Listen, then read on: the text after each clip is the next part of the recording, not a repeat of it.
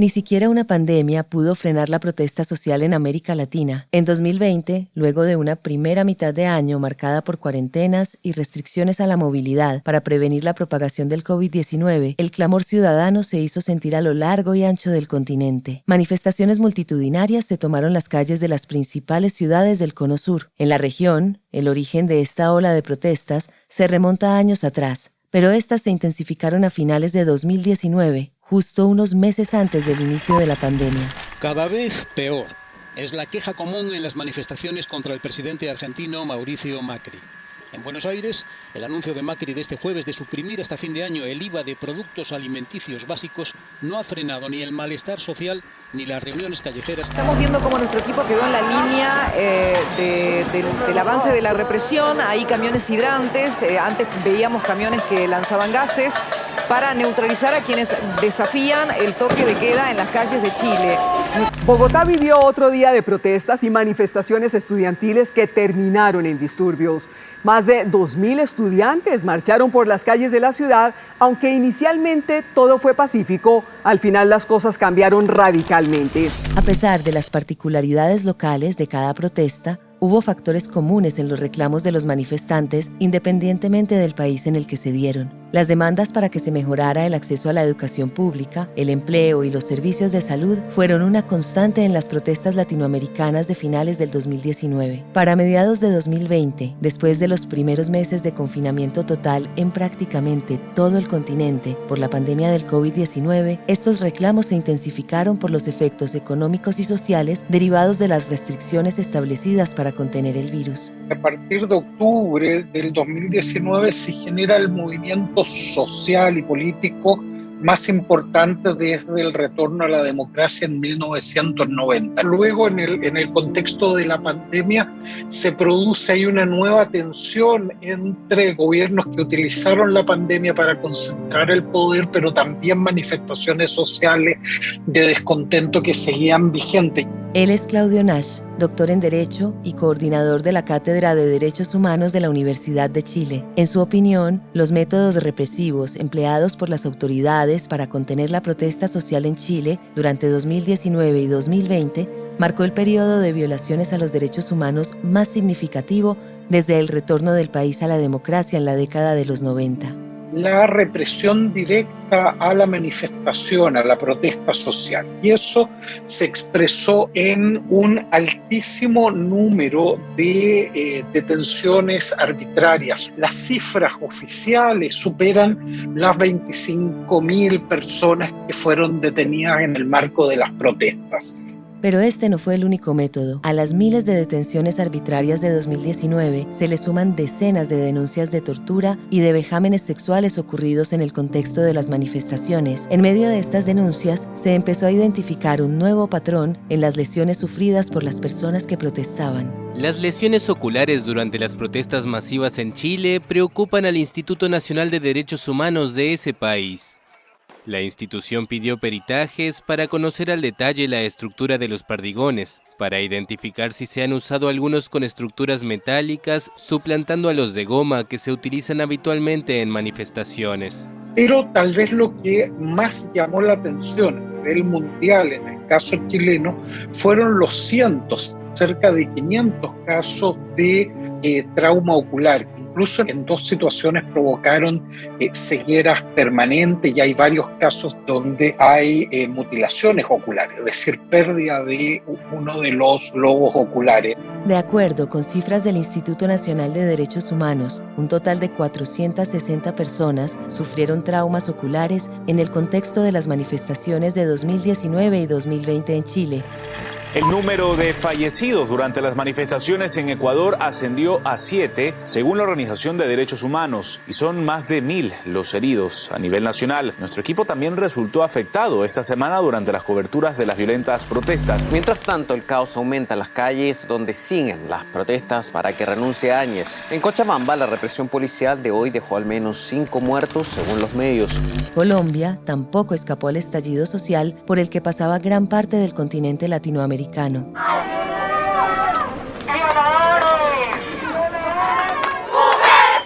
Las protestas de finales de 2019 en Colombia tuvieron como protagonistas a los jóvenes. La falta de oportunidades de estudio y trabajo y las exigencias de incrementar la inversión pública en educación y generación de empleo eran las principales consignas al inicio de la movilización. Tal como ocurrió con otros movimientos sociales que se daban en la región, el desproporcionado uso de la fuerza con el que las autoridades contuvieron las protestas en Colombia derivó en violaciones a los derechos humanos. A las motivaciones iniciales por las que se originó la protesta, se sumó el clamor por el desmonte del ESMAD, la policía antimotines del país. El 25 de noviembre de 2019, este escuadrón fue señalado como el responsable de haberle ocasionado la muerte a Dylan Cruz, un estudiante de 18 años que falleció por la gravedad de las lesiones que le ocasionó un proyectil disparado por un capitán del ESMAD. Tras un final de 2019 que estuvo marcado por multitudinarias manifestaciones en las principales ciudades de Colombia, la llegada de la pandemia y las medidas restrictivas de la movilidad marcaron un alto en las protestas. No obstante, casi un año después, un nuevo caso de abuso policial sería la chispa que encendería nuevamente la llama de las protestas en Colombia en septiembre de 2020. Y junto a esta nueva ola de protestas se cometieron nuevos y más graves abusos policiales que les costaría la vida a más personas. Sobre esto hablaremos en el episodio de hoy en Ausencias Forzadas.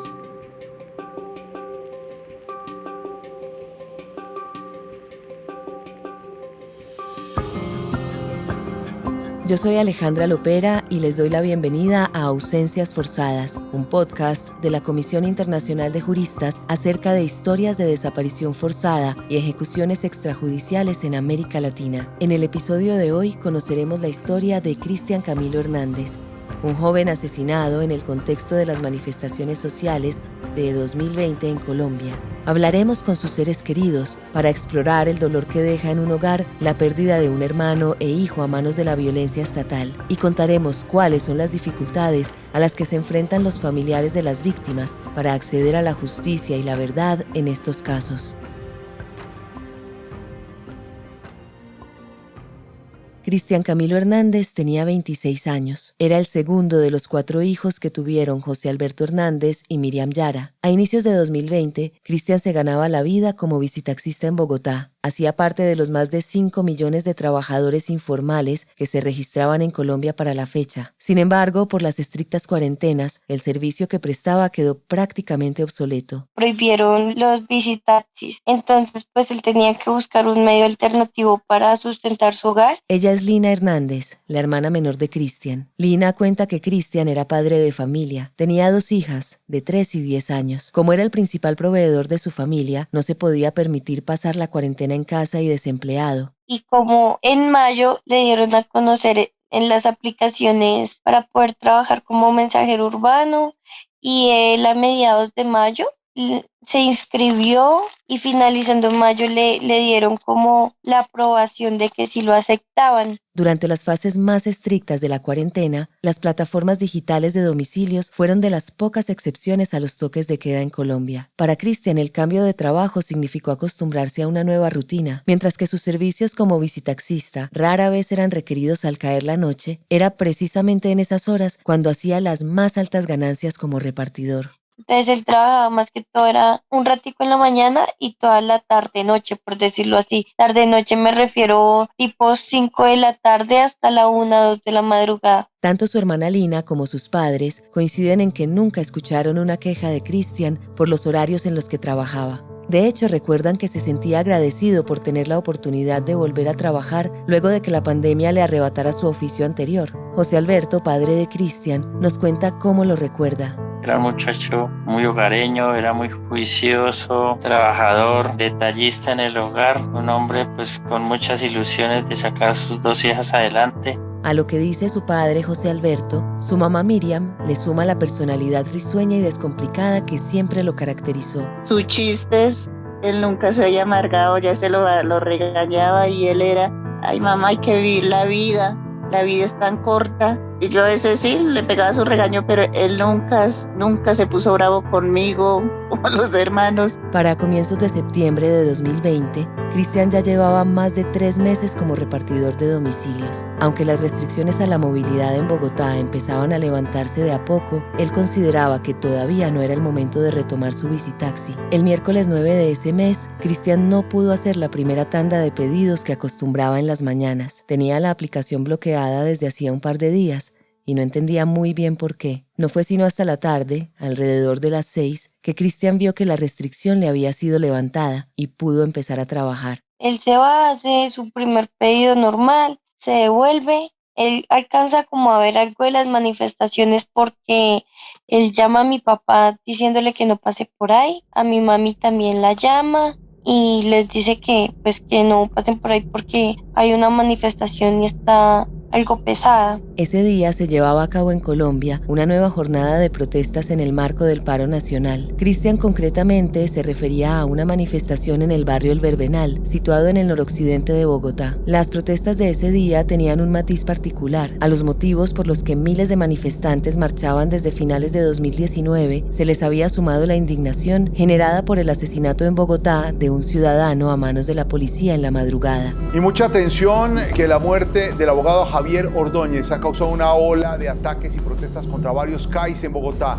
Juan Carlos Pardo, ¿qué es lo último? En un proceso de detención por incumplir el toque de queda, un grupo de patrulleros de la Policía Nacional redujo a un hombre de 46 años, llamado Javier Ordóñez. Lo inmovilizaron, lo golpearon y le dieron múltiples descargas eléctricas con dispositivos tipo taser. En ese momento, Javier fue trasladado en la patrulla hacia el CAI del barrio Villaluz, que queda a solo 3 minutos del lugar de los hechos por la misma vía. Esos mismos testigos, amigos y familiares de Javier creen que en este CAI pasó algo más. En el Comando de Atención Inmediata CAI del barrio Villaluz, a Ordóñez le dieron fuertes golpes en el abdomen y por eso tuvo que ser llevado a un hospital cercano. Estas lesiones, que fueron ocasionadas mientras estaba bajo la custodia de la policía, eran intratables y fatales. El estallido de su riñón derecho y numerosas hemorragias internas hicieron que los tratamientos recibidos en el centro de salud fueran insuficientes para mantenerlo con vida. Así quedó consignado en el informe de medicina legal. El asesinato de Ordóñez, fraguado en un comando de la policía, convirtió a los centros policiales distribuidos por toda la ciudad en los focos de las manifestaciones de la noche del 9 de septiembre de 2020. El CAI por el que pasó Cristian Camilo un par de horas después de haber salido a trabajar y del que alertó a sus padres para que no se acercaran, era el del barrio El Verbenal. Este se ubicaba a escasas calles del hogar de la familia Hernández Yara. Aquí de nuevo Lina, hermana de Cristian. Papá le dijo que fuera a la casa, pero entonces él le dijo que le había salido un domicilio para el Farmatodo del centro comercial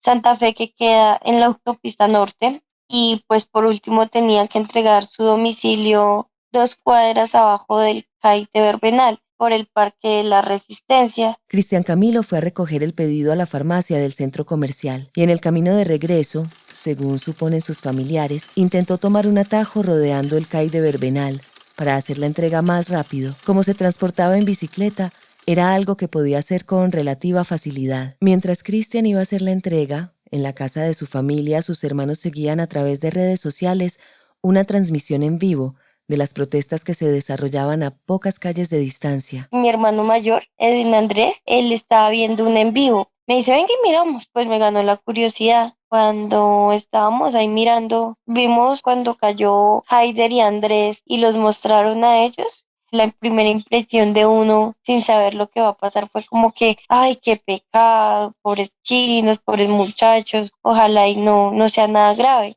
Los 2 jóvenes a los que se refiere Lina fueron asesinados esa noche. Haider Alexander Fonseca, de 17 años, y Andrés Felipe Rodríguez, de 23, murieron tras recibir impactos de balas disparadas desde armas de dotación de la Policía Nacional, como lo concluyeron posteriormente las investigaciones de sus casos. Mientras seguía viendo la transmisión en vivo de las manifestaciones en las inmediaciones del CAI Verbenal, Lina escuchó una nueva ráfaga de disparos. Nosotros alcanzamos a escuchar los tiros desde la casa, porque pues como te digo, vivíamos a 4 cuadras. Minutos después fue cuando gritan, ¡alguien más cayó! ¡Mataron a alguien! Que yo no sé qué. Entre tanta confusión, Lina y su hermano Edwin siguieron viendo la transmisión en vivo, que ahora enfocaba al lugar en el que había caído la persona. En medio de la oscuridad, Lina creyó reconocer en la transmisión a su hermano Cristian Camilo como la víctima. Yo me alteré mucho y mi hermano dijo que no era, pero yo dije que sí, y hasta no salir de la duda, pues los dos salimos corriendo como locos. Al llegar al lugar, una barrera de policías los golpeó y les impidió el paso a los alrededores del CAI, pero Lina buscó una ruta alterna. No se iría de allí sin verificar si el cuerpo que había visto en la transmisión era el de su hermano Cristian. Me metí por el parque y siempre lo he dicho,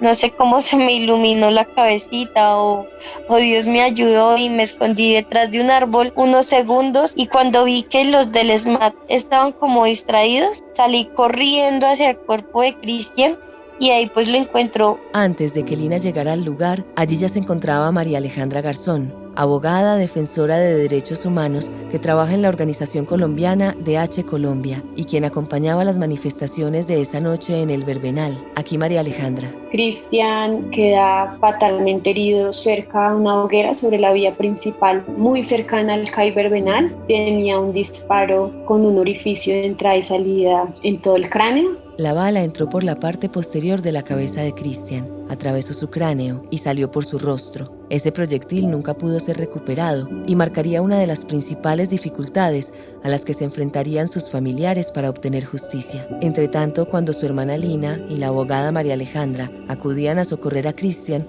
fueron objeto de amenazas por parte de un grupo de policías que amedrentaba a los manifestantes que seguían alrededor. Muchos de los que nos acercamos a auxiliar el cuerpo de Cristian nos apuntaron con arma de fuego y muchos temíamos por la vida porque no les importó tener a una persona ya sin vida en medio de la calle, sino que con mirada complaciente y criminal miraban el cuerpo de Cristian y atemorizaban a los que estaban ayudándole, diciéndole que no tenían ningún problema con dejar otro joven muerto sobre la vía. Lo que ocurrió a continuación fue tan solo el principio de una serie de inconsistencias que marcarían la escena del crimen cometido contra Cristian Camilo Hernández.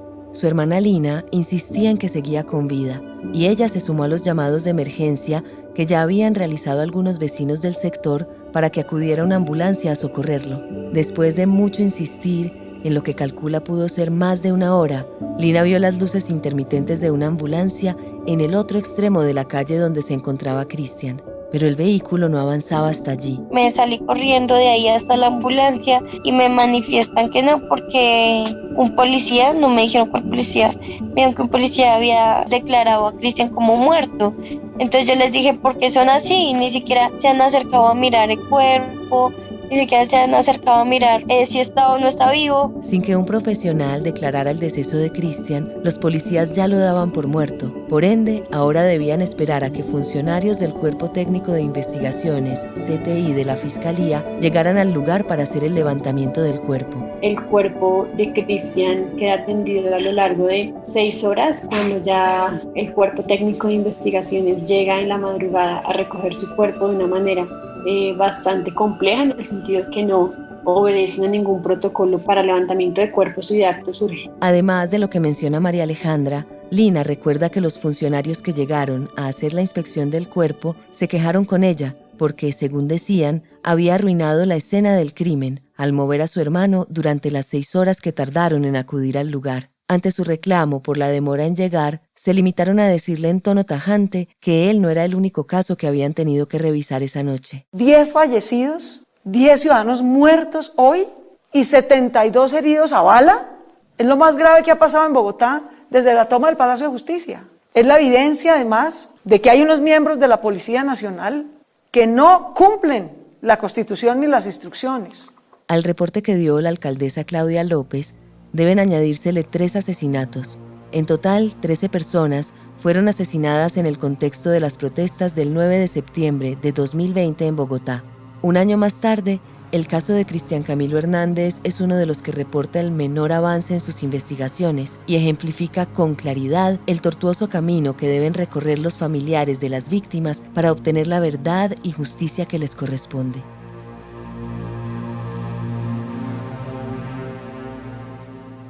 Alejandra Gallo es una de las abogadas asociadas a DH Colombia que ha asumido la defensa de la familia Hernández Yara en el caso del asesinato de Cristian Camilo. Tal como ella lo relata, las inconsistencias en la investigación no se detuvieron con el levantamiento del cuerpo. Tan solo minutos más tarde, Cuando fue transportado al Instituto de Medicina Legal, se encontró con otro ejemplo de la falta de rigor con la que los organismos del Estado han afrontado su caso. La necropsia del cuerpo de Cristian Camilo es muy sucinta, especialmente muy corta, y además tiene algunas falencias, como por ejemplo el peso aproximado de Cristian. No lo toman de manera exacta, sino que hacen un cálculo, y ese cálculo obedece a que el instituto ni siquiera contaba con una báscula para tomar el peso de los cuerpos. Sin embargo, esto podría considerarse un detalle menor en comparación con el curso que ha tenido su caso en la Fiscalía. El equipo legal y los familiares de Cristian Camilo coinciden en que la investigación se ha convertido en un obstáculo más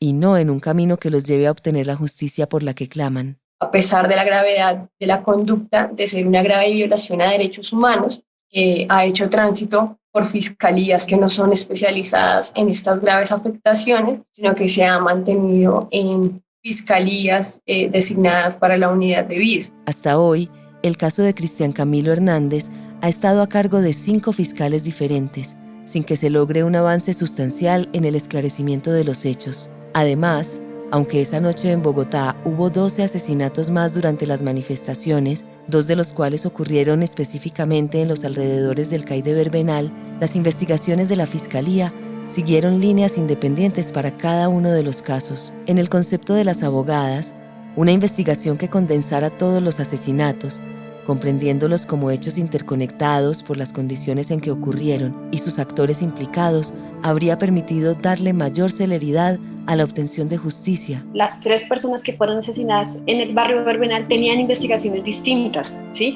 Al sol de hoy, Cristian Camilo sigue en una investigación aparte sin que el fiscal conozca esas otras pruebas que ya tienen las investigaciones del caso de Haider Fonseca, un muchacho menor de edad que fue asesinado por 4 disparos en el Verbenal, media hora antes a que asesinaran a Cristian, y Andrés Felipe Ramírez, otro joven asesinado en el mismo momento que asesinan a Haider. En términos fácticos, el principal motivo que ha estancado el avance de las investigaciones del asesinato de Cristian respecto a los de Haider y Andrés Felipe es la falta del proyectil con el que le dispararon en la cabeza. Mientras que la bala que impactó a Cristian Camilo nunca pudo ser recuperada, en las escenas de los crímenes de Haider y Andrés sí se encontraron los proyectiles que les ocasionaron las heridas mortales, y fue a partir de estos elementos que se pudo establecer su procedencia de armas de dotación de policías que estuvieron presentes en el control de las manifestaciones del CAI de Verbenal. Por otra parte, la defensa del caso de Cristian Camilo también enfatiza en la necesidad de establecer la responsabilidad de los superiores, bajo cuyo mando se violaron los protocolos establecidos para el control de las manifestaciones. Existen las suficientes pruebas en este momento en el expediente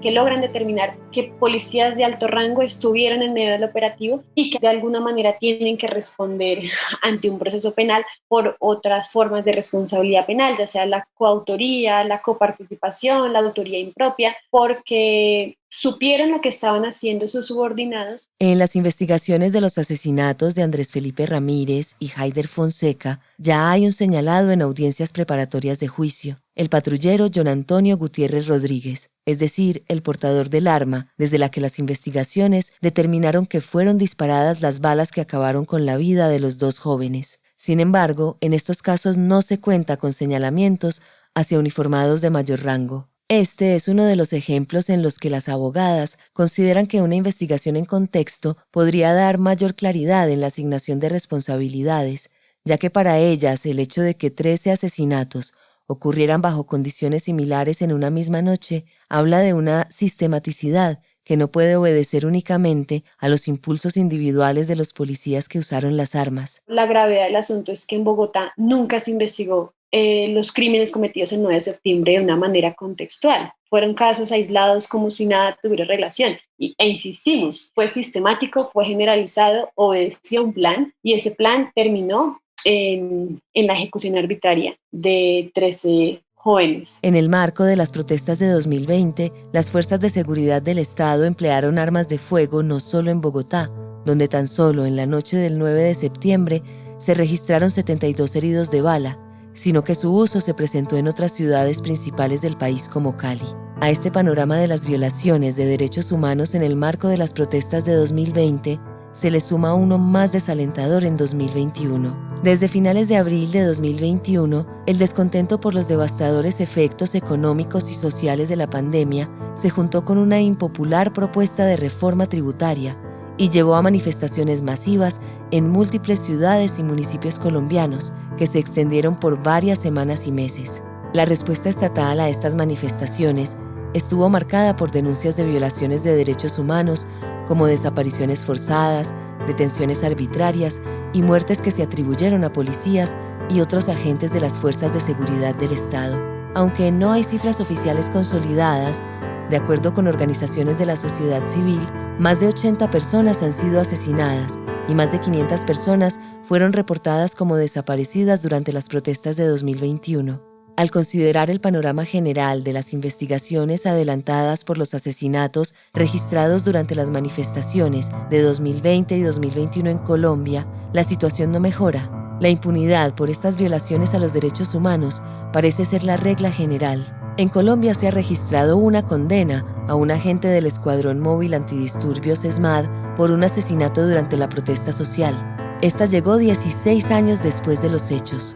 En 2021, el expatrullero Néstor Julio Rodríguez Rúa fue condenado a 17 años de prisión por asesinar a Nicolás Neira en las manifestaciones del Día del Trabajo de 2005 en Bogotá.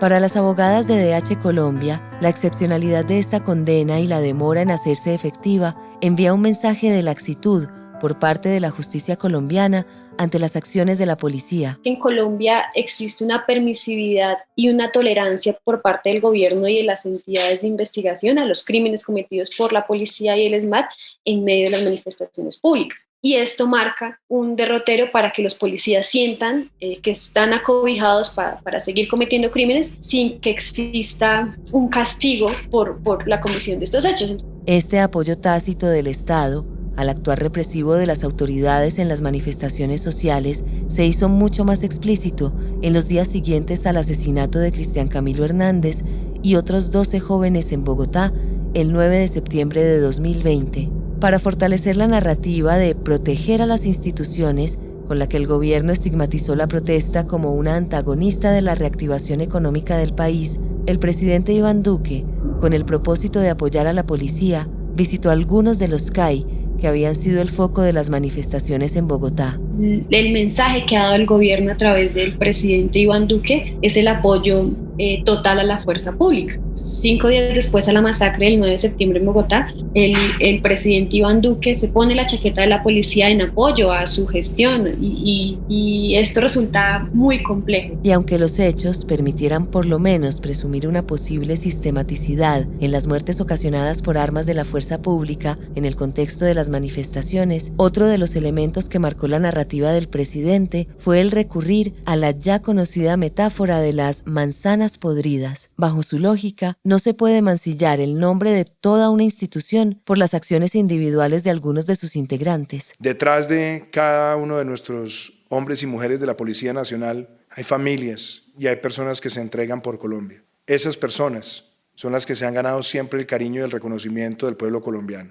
Y si hay hechos individualizados que deshonran ese uniforme, serán sancionados de manera ejemplar. Frente a estos mensajes que ha enviado el gobierno nacional a lo largo de los casi 2 años de manifestaciones sociales, la CIJ ha expresado su preocupación ante la estigmatización de la protesta y las desproporcionadas medidas que se han tomado para su control, como fue el caso de la militarización de ciudades principales como Cali, Medellín y Bogotá en mayo de 2021. Lo anterior tuvo un agravante en las últimas 2 ciudades, en donde la intervención militar se adelantó directamente desde el gobierno nacional sin la coordinación con las autoridades locales en la aplicación de un modus operandi propio de un conflicto armado interno y que desconoce los estándares internacionales para la garantía de los derechos a la libertad de reunión pacífica y de asociación. El presidente colombiano Iván Duque, que se trasladó el viernes a Cali y ordenó el máximo despliegue militar para restaurar el orden, hizo un recorrido por la ciudad. Según el gobierno, Duque ordenó el desplazamiento de 1.141 hombres del ejército que llegaron a Cali para contribuir a mejorar la movilidad y seguridad de la población. El uso de las fuerzas militares en el marco de las protestas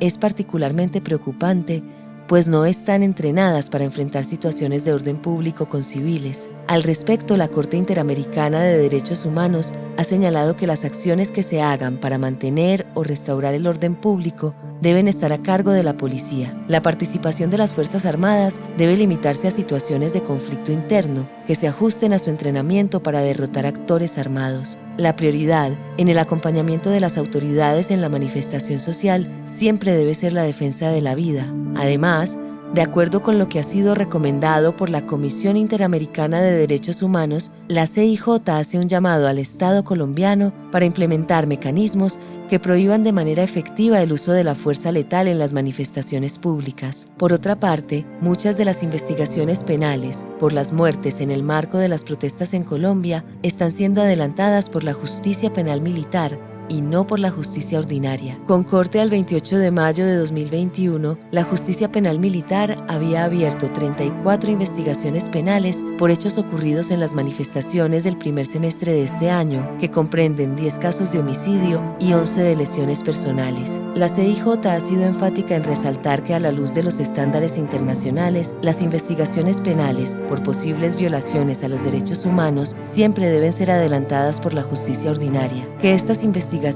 sean ejecutadas directamente por la institución a la que pertenecen los señalados les quita imparcialidad, especialmente cuando su objeto de estudio son graves violaciones de los derechos humanos.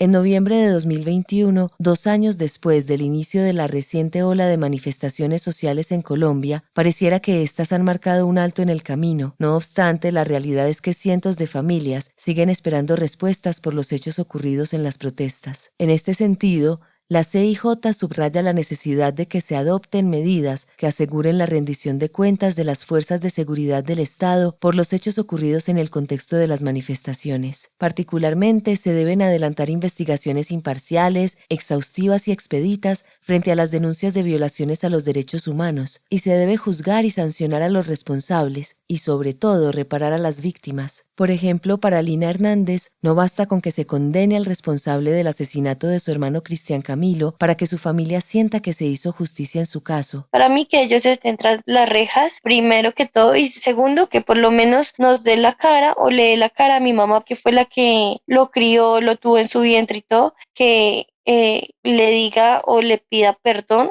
que sabemos que un perdón ya no va a solucionar esto, pero sí que le diga la pregunta que mi mamá tanto se hace, el por qué, porque a su hijo, si él no estaba haciendo nada, él estaba llevando un domicilio. Este clamor de verdad y actos de reparación es otro de los puentes que une al movimiento social colombiano con los que protagonizaron el estallido social en toda América Latina en los últimos años. Uno de los principios fundamentales que pueden contribuir a la no repetición de los actos que hoy cientos de familias lamentan es que los estados respeten las obligaciones internacionales que tienen en materia de derechos humanos. En ese sentido, para Claudio Nash, hace falta más voluntad política para cambiar las malas prácticas actuales. Existe un cuerpo normativo suficiente. Lo que no hay es voluntad por parte de los estados y en particular por parte de las policías para cumplir esas obligaciones. Por lo tanto, lo que debe haber es un fuerte compromiso político de un nunca más a situaciones tan graves como las que hemos vivido el último quinquenio respecto de la protesta social. Respecto al caso colombiano, María Alejandra Garzón enfatiza en la necesidad de acabar con el statu quo que favorece la impunidad. En Colombia hay un montón de normas y de jurisprudencia. La cuestión es que los agentes estatales no la cumplen. Y no la cumplen porque todas las actuaciones de los agentes de la fuerza pública están atravesados por la protección de un statu quo establecido, de un poder ejecutivo establecido. Es en este sentido que la CIJ ha instado al Estado colombiano a garantizar que las acciones de control de sus Fuerzas Armadas se ciñan a los principios básicos sobre el empleo de la fuerza y de armas de fuego, para así proteger en todo momento el derecho a la protesta y la vida de los ciudadanos. Todavía está pendiente que el Estado colombiano reconozca los abusos y las violaciones de derechos humanos cometidos durante las protestas, y hacen falta investigaciones independientes e imparciales que les permitan acceder a la verdad y la justicia a cientos de familias como la de Cristian Camilo Hernández. Porque así como lo dice Lina Hernández, aunque estos actos no devolverán la vida a quienes la perdieron en las manifestaciones, sí determinan el camino de un futuro en el que no se tengan que lamentar hechos similares. Ausencias Forzadas es un podcast creado por la Comisión Internacional de Juristas gracias al apoyo de la Unión Europea y del Ministerio de Relaciones Exteriores de Finlandia. Su contenido es responsabilidad exclusiva de la Comisión Internacional de Juristas y no compromete la visión de la Unión Europea ni del Ministerio de Relaciones Exteriores de Finlandia o de las personas que colaboraron con este episodio. Este episodio contó con la participación de María Alejandra Garzón y Alejandra Gallo, abogadas pertenecientes a la Asociación Red de Defensores y Defensoras de Derechos Humanos DH Colombia, así como de José Alberto Hernández, Miriam Yara y Lina Hernández, familiares de Cristian Camilo Hernández, que fue asesinado el 9 de septiembre de 2020 en Bogotá en las protestas del paro nacional. Agradecemos el apoyo de la Asociación Red de Defensores y Defensoras de Derechos Humanos DH Colombia, del doctor en Derecho Claudio Nash, así como el deseo de los familiares de Cristian Camilo Hernández de compartir su historia con nosotros. Para más información sobre este tema, los invitamos a consultar el sitio web de la Comisión Internacional de Juristas, www.icj.org/es. El guión y la producción de este podcast está a cargo de la No Ficción Agencia. Les invitamos a escuchar nuestro siguiente episodio la próxima semana.